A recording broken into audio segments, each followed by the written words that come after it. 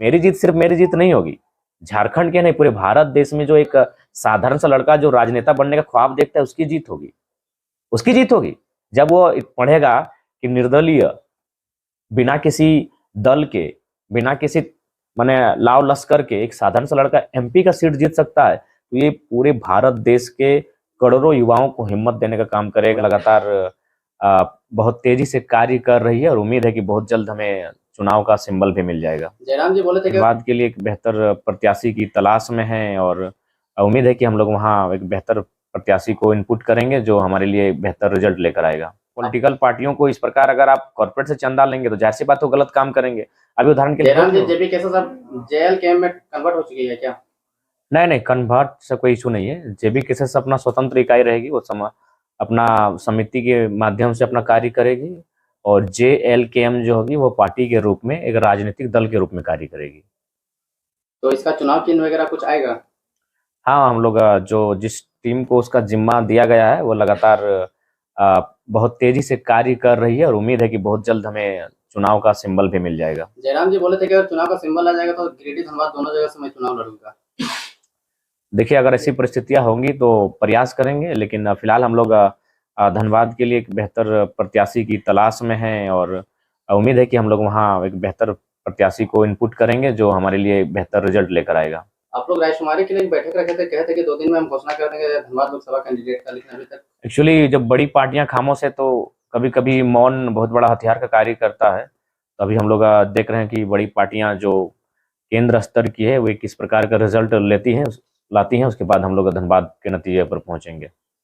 अगर बात करें सेंट्रल विषय की, तो मोदी जी ने कहा था कि काला धन हम लोग वापस लाएंगे, और आप देखेंगे कि मोदी जी की गारंटी है कि वो बोले कि भाजपा का खाता में ही काला धन आ जनता के पास मिल। देखिए, सबसे पहली बात, भारतीय जनता पार्टी निश्चित रूप से आज विश्व की सबसे बड़ी पार्टी है, लेकिन कारण है कि विश्व के बड़ी पार्टी में कहीं ना कहीं गरीबों का रोल नहीं है।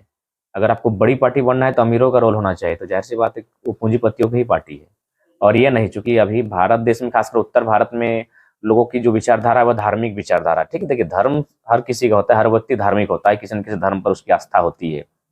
लेकिन राजनीतिक लोग जिस धार्मिक विचारधारा को लेकर आते हैं ना, इसका कारण यही होता है कि वो अपने कारनामों, जो मैंने काले कारनामे हैं, उनको ढकने के लिए वो इस भावनाओं का प्रयोग करती है।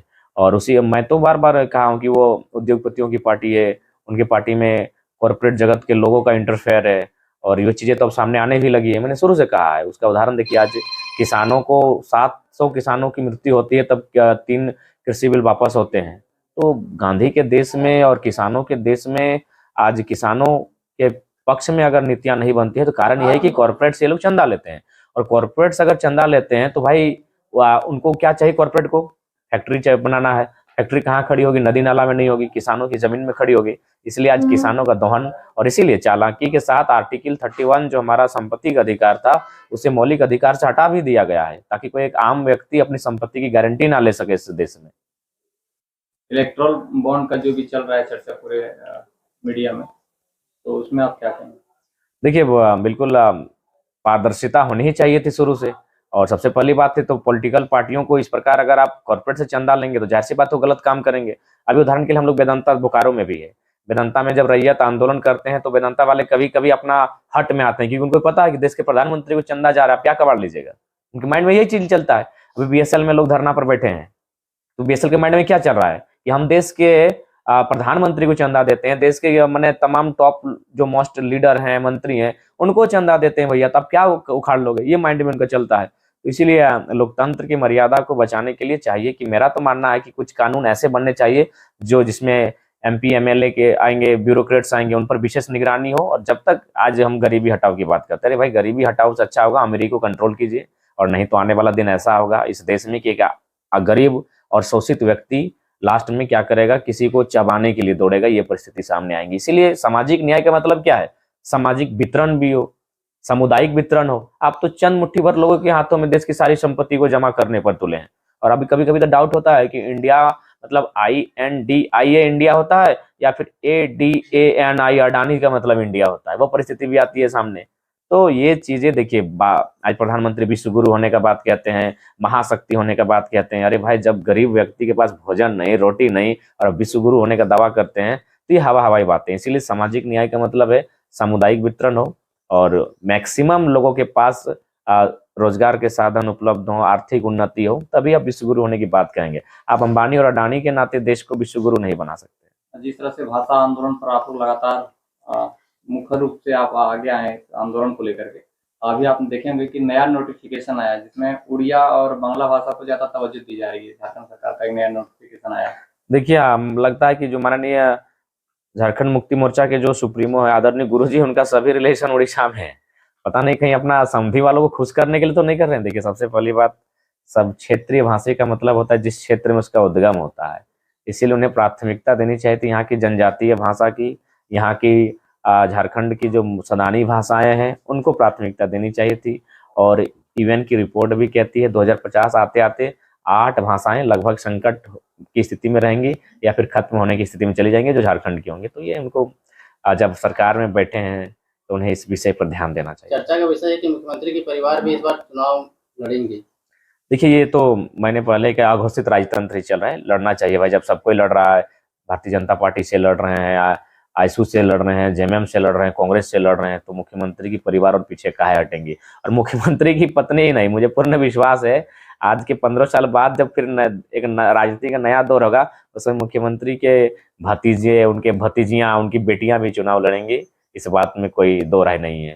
तो जब उन लोग चुनाव लड़ते हैं तो जनता सवाल नहीं करती है। जयराम जी जब चुनाव लड़ते हैं, देखिए, वही सबसे बड़ा दिक्कत है। इसी झारखंड में 5 उपचुनाव हुए, 5 उपचुनाव में परिवार के लोग जीते लेकिन कोई सवाल नहीं हुआ। लेकिन एक नया लड़का है, आज सबको पेट में दर्द। इसका 2 कारण है। एक है 3 इडियट्स, कि अगर दोस्त फेल हो जाए दुख होता है, दोस्त टॉप कर जाए तो महा दुख होता है। तो कुछ युवाओं को लगा कि बेटा वो लड़का हम क्यों नहीं, वो मेरे घर का क्यों नहीं, मेरा रिलेटिव्स क्यों नहीं। और एक कारण ये भी है कि पढ़ा लिखा लोग नहीं बर्दाश्त कर पाते हैं। सबको ये चाहते हैं कि गुलाम तबके का आदमी हो, जी हुजूरी करे। आज पढ़ा लिखा लड़का सिस्टम को चेंज करने आया है। कोई नहीं चाहेगा कि इतनी बड़ी भारी आबादी को कोई जगह दे। और मैंने जगाया है भाई। आज लोगों को मैं संसद का मतलब बता रहा हूँ, वोट का मतलब बता रहा हूँ, वोट क्यों दिया जाता है उसका मतलब बता रहा हूँ, एक से एक ठेड़ एग्जाम्पल के साथ।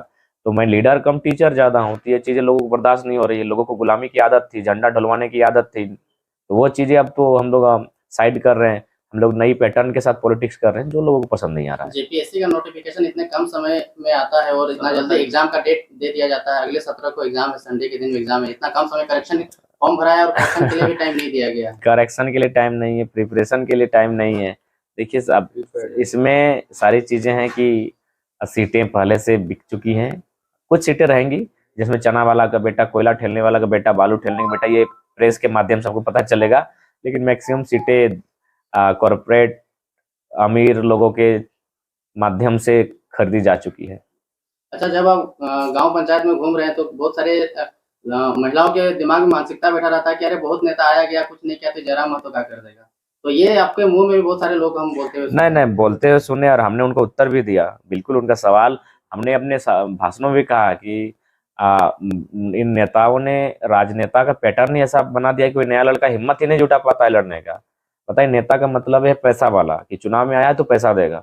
ये पैटर्न पहला बता दिया, बैठाया है इन्होंने। तो लोगों को हम लोग समझा रहे हैं कि निश्चय ही बदलाव होगा। अगर बदलाव नहीं होता, एक साधारण सा लड़का जिसको मुखिया लड़ने की हैसियत नहीं थी, आज जो संसद के चुनाव में भागीदारी दे रहा है, भागीदारी दे नहीं रहा है। आज बड़ी बड़ी टीमों का हालत खराब करके रखा है। जहां से वो लड़ रहा है कोई अभी तक अपने उम्मीदवार की घोषणा नहीं कर पा रहे हैं। तो एक साधारण सा लड़का जब यहाँ तक आया है तो कुछ तो बात है। इसीलिए सबको आशीर्वाद देना चाहिए। और हम लोग अगर जीतते हैं तो निश्चय ही झारखंड में युवाओं को एक हिम्मत तो मिलेगी। अगर मेरी जीत सिर्फ मेरी जीत नहीं होगी, झारखंड के नहीं पूरे भारत देश में जो एक साधारण सा लड़का जो राजनेता बनने का ख्वाब देखता है उसकी जीत होगी।